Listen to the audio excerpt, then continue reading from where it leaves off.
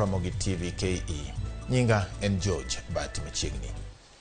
Ting mar Osach jotich mag sirikal koro kao omenda maromo siling $1 trillion.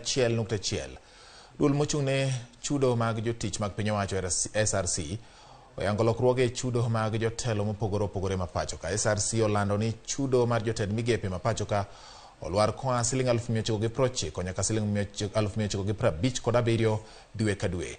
Kata kamano onge osach jatend piny Kenya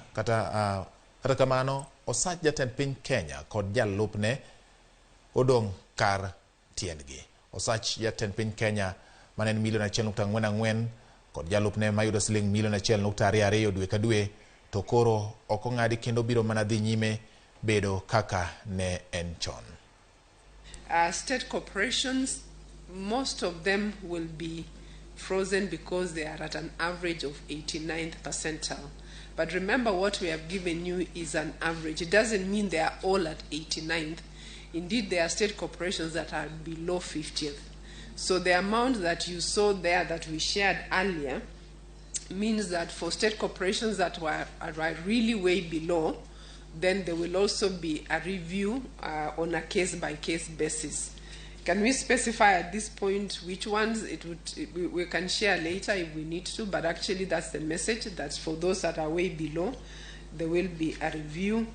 Commuter allowance, is this being reviewed? No. The reason is a question about affordability.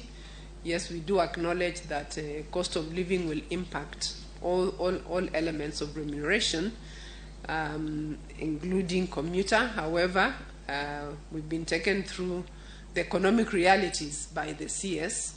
So going by the realities on the ground, we cannot afford to make that review. I listened to Rain here, Megich. She was even saying that the salary structure is 7.4% of GDP.